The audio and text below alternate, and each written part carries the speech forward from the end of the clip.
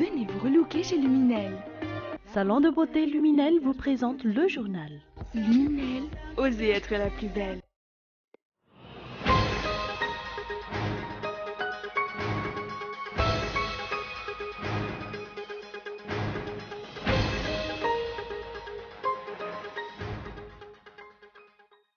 Les journalistes membres du mouvement pour la liberté d'expression se sont retrouvés à Tanmen pour discuter de la suite à donner à leur mouvement aujourd'hui. L'objectif demeure le même, refaire l'élaboration du code de la communication.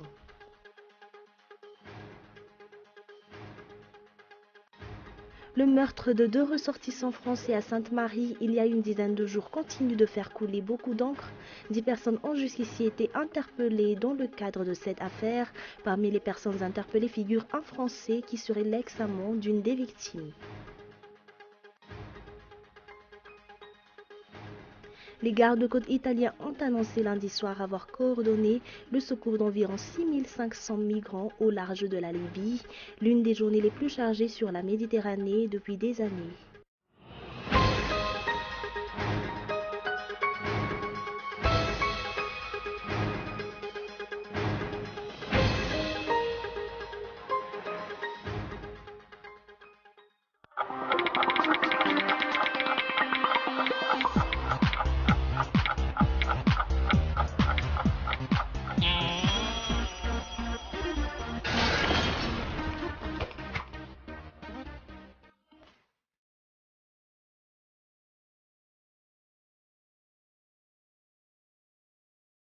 Venez vous relooker chez Luminel.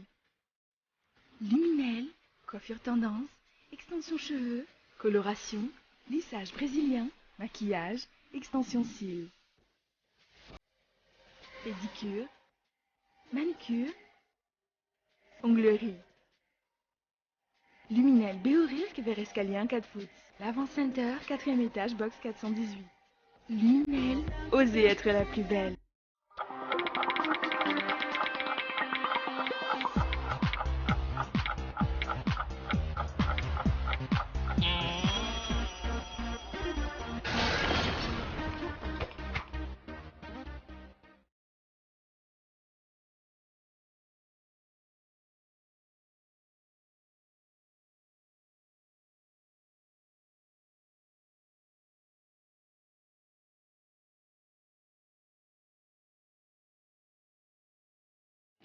Mesdames et messieurs, bonsoir et bienvenue dans cette nouvelle édition du journal en version française sur Cool TV. Nous ouvrons ce journal avec les actualités nationales. Retour en force du mouvement pour la liberté d'expression. Les journalistes membres de ce mouvement se sont retrouvés à Tanmen à l'occasion d'une journée de solidarité durant laquelle ils ont décidé de mener des collectes de signatures pour contrer le code de la communication médiatisée. Suivant le reportage de Muhammad. Les journalistes membres du mouvement pour la liberté d'expression se sont retrouvés à Tanmen pour discuter de la suite à donner à leur mouvement. Ils se sont convenus que les actions visant à contester le code de la communication médiatisée seront renforcées davantage.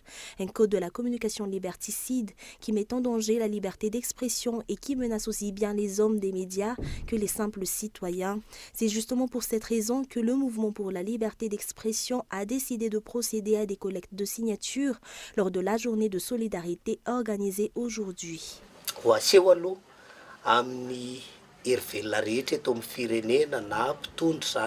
Nous allons prouver à toutes les forces vives existantes dans le pays et surtout aux tenants du pouvoir que nombreux sont ceux qui s'opposent à ce code de la répression. Ainsi, nous allons effectuer des collectes de signatures. Elles viseront les journalistes en premier lieu, mais surtout tous les citoyens, sans exception, qui n'approuveront pas ce code de la répression. C'est la première étape.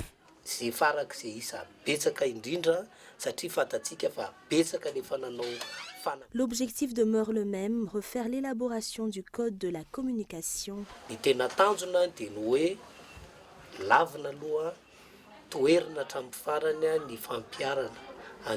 Notre objectif, c'est bien évidemment de contester l'application du code de la répression, mais aussi d'assurer que le code soit une nouvelle fois élaboré lorsqu'une concertation commune dans les réflexions doivent se baser sur l'ancien code qui a fait l'objet d'un consensus entre les journalistes, la société civile, les organismes internationaux et l'État. Société civile ni siatiraisampirenena koa moa anisan'ny nanampy. Dans le cadre de la lutte contre le code de la communication, le radio Miaramanouns a repris pendant 2 heures aujourd'hui. 40 radios de Tananarive et dans les régions ont ainsi décidé de diffuser les mêmes programmes. Les journalistes et les auditeurs y ont uni une nouvelle fois leur voix pour dénoncer le code de la communication que le chef de l'État s'apprête à promulguer. Les journalistes martèlent que la lutte ne cessera tant que la victoire n'est pas acquise. Plusieurs entités leur ont déjà promis leur soutien. Ce n'est pas à la communauté internationale de définir ce qui est bien ou mal pour Madagascar, a affirmé ce jour le président national du parti Malagas Miaramieng, en réaction aux propos tenus hier par la représentante spéciale de la présidence de la Commission de l'Union africaine à Madagascar, Awa Ahmed Youssouf. Cette dernière a en effet rejeté l'organisation d'élections présidentielles anticipées, des élections qui constituent la seule issue à la situation dans laquelle se trouve le pays actuellement. Les détails. La représentante spéciale de la présidence de la Commission de l'Union africaine à Madagascar, Awa Ahmed Youssouf, a rejeté hier l'organisation d'élections présidentielles anticipées à Madagascar, des élections transparentes et inclusives que de nombreuses associations et partis politiques, dont le Malagas Miaramieng, réclament depuis quelques mois afin de sortir le pays de l'impasse actuelle. Ainsi, le président national du MMM, Adzu Andenenarvelu, n'a pas manqué de réagir aux propos de Awa Ahmed Youssouf. Je pense que la question est mal posée, mais surtout, je ne pense pas que c'est à la communauté internationale de décider ce qui est bien ou mal pour Madagascar. Madagascar est en train de construire sa démocratie et il ne peut pas y avoir deux définitions de la démocratie pour Madagascar et pour les autres pays du monde. Nous sommes pour une élection présidentielle anticipée, une élection transparente, inclusive, et ça nécessite donc une évaluation des élections passées et une bonne préparation des élections futures. Et c'est là que nous sollicitons l'aide de la communauté internationale, et c'est là qu'on aimerait bien que la communauté internationale se prononce par rapport au fait, par exemple, que la présidente de la CENIT, en exercice, a été nommée membre du gouvernement et on n'a pas entendu de grief là-dessus. Est-ce que ce genre de comportement passerait dans d'autres pays? Outre le cas de la CENIT, Adzu Andenenarvelu aurait bien voulu voir la communauté internationale réagir également face aux multiples violations de la Constitution. Parce que plusieurs fois la Constitution a été bafouée, mais on n'a pas entendu ces membres de la communauté internationale s'exprimer dans ce sens. Et si la situation a dégénéré aujourd'hui, c'est peut-être à cause de ce silence complice. Et nous, Malgaches, on a un devoir de sauver notre pays et pas le mener vers le chaos et l'anarchie qu'on veut installer ici. La question du financement des élections ne doit pas constituer un obstacle, poursuit Adzu Andenenarvelu, si les Malgaches trouvent que c'est la solution pour sortir Madagascar de la crise. Madagascar est un pays souverain selon lui et le gouvernement doit s'atteler à sortir le pays de cette situation chaotique dans laquelle il se trouve actuellement. Si les résultats du baccalauréat ont commencé à sortir la semaine dernière pour les ex-provinces, ceux de Tananarive se font attendre. À Fianarantsoa, par exemple, une hausse de 10% du taux de réussite a été enregistrée par rapport à l'année dernière. Dans cette province, 24 270 candidats ont été enregistrés. Pour la province de Tananarive, les délibérations auront lieu ce jeudi à 4. La moyenne d'admission sera gardée secret par les correcteurs. Reste à savoir si les erreurs rencontrées sur les sujets d'examen, comme lors des épreuves de physique, chimie et d'allemand, vont avoir non des conséquences sur les résultats d'examen. Et sur un autre sujet, meurtre de 2 Français à Sainte-Marie, 10 personnes ont jusqu'ici été interpellés, dont parmi elles un Français. Face à ce drame, le président national des guides craint une baisse de l'affluence touristique sur cette île paradisiaque, mais le ministre Roland Ratir rassure.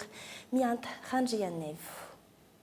Le meurtre de 2 ressortissants français à Sainte-Marie il y a une dizaine de jours continue de faire couler beaucoup d'encre.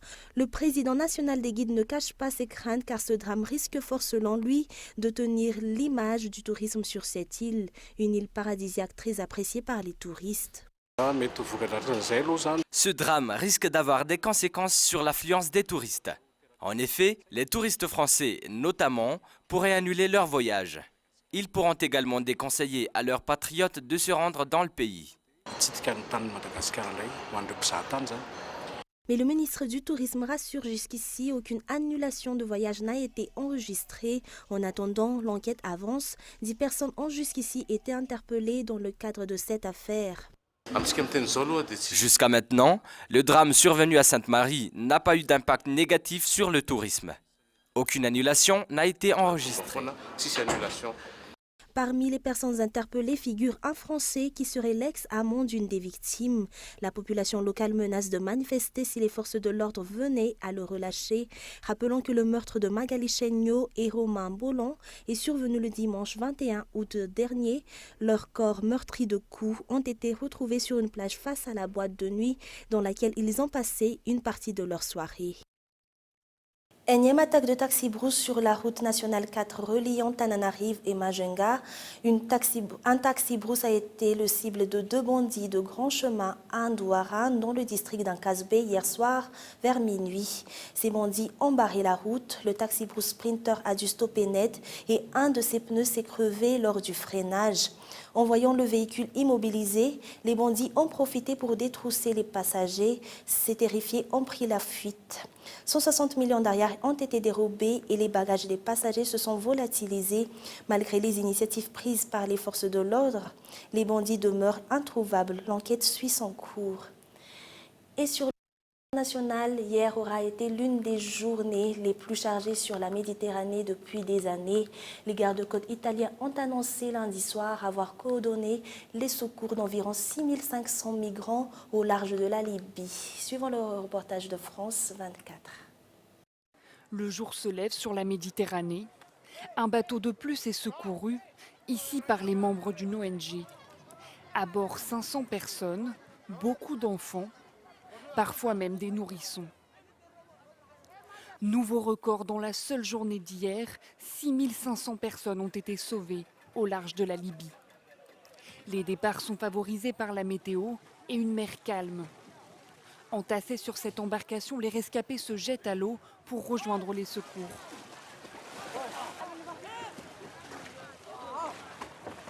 Puis, ils sont remontés un par un.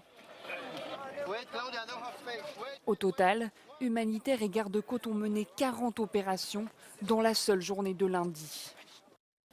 Près de 2000 personnes selon les organisateurs ont manifesté à Brésil pour soutenir Dilma Rousseff au moment où la présidente du Brésil présentait sa défense au Sénat qui la juge dans le cadre d'une procédure en destitution. Toujours avec France 24.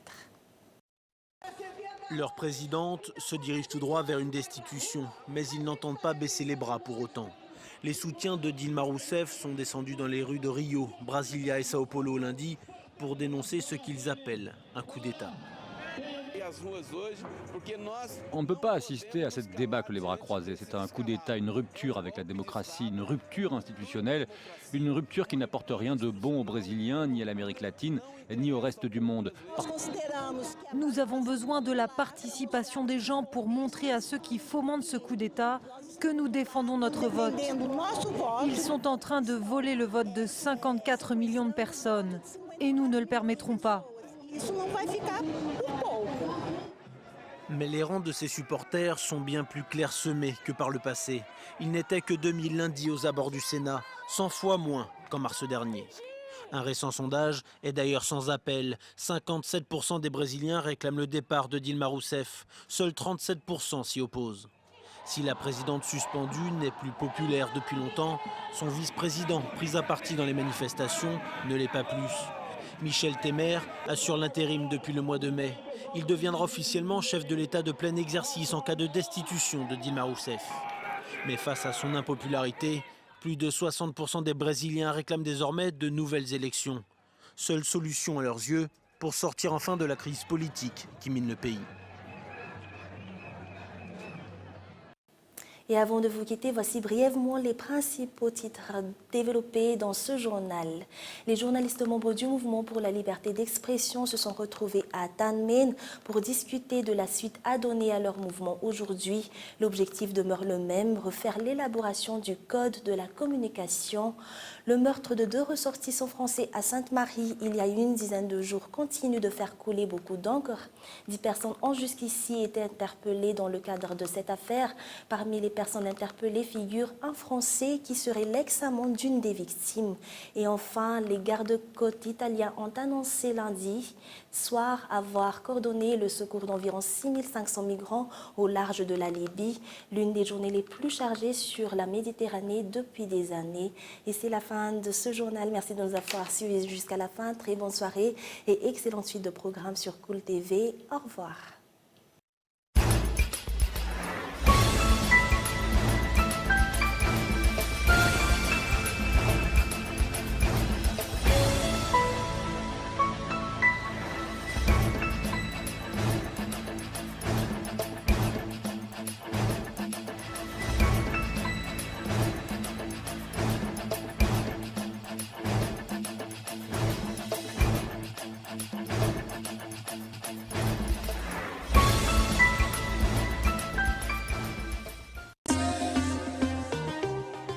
Venez vous relooker chez Luminel. Le journal vous a été présenté par Salon de beauté Luminel. Luminel, osez être la plus belle.